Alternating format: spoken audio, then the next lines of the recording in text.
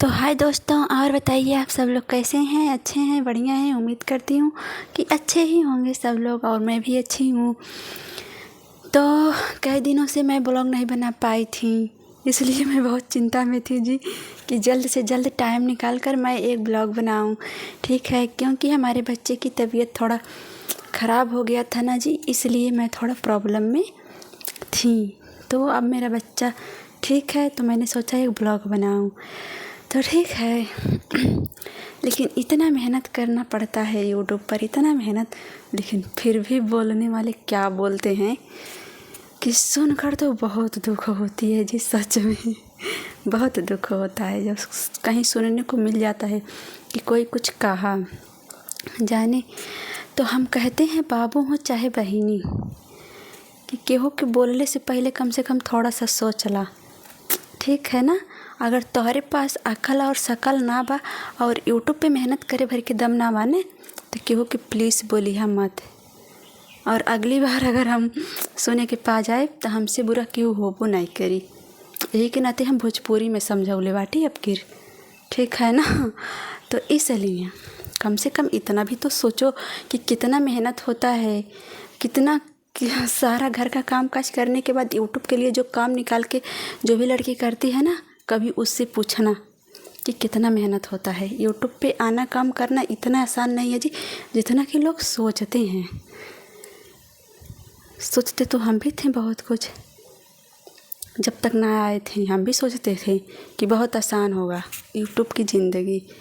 लेकिन हाँ, आने के बाद पता चला कि क्या होती है यूट्यूब पर आने की स्थिति, क्या होती है, कितना मेहनत रात दिन करना पड़ता है, क्या क्या। सच में जो लोग आए होंगे, झेले होंगे, सच में वही जान सकते हैं, और कोई नहीं जान सकता ना समझ सकता।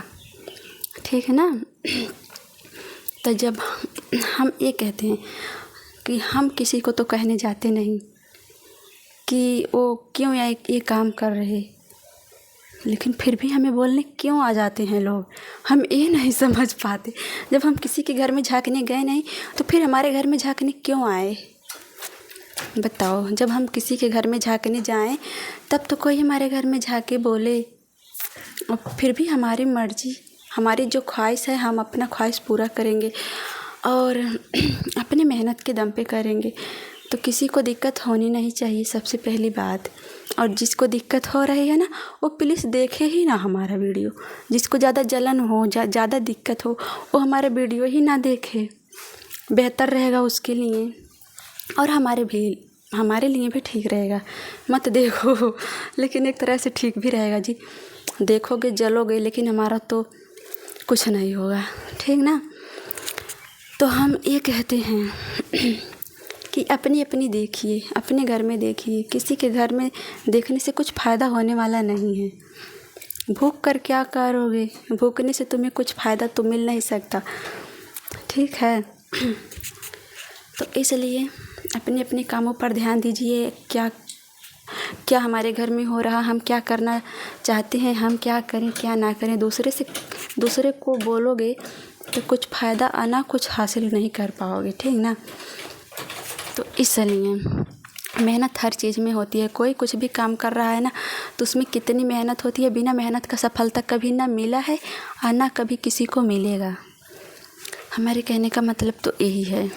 और बिना मेहनत का कोई अगर सफल हो भी गया होगा तो पता नहीं, हम नहीं जानते, लेकिन हमको तो यही लगता है बिना मेहनत का सफल कोई हो नहीं सकता है।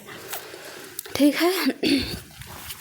हमारे कहने का मतलब ये था, लड़कियों के लिए बहुत प्रॉब्लम है। कुछ भी काम करो लड़कियों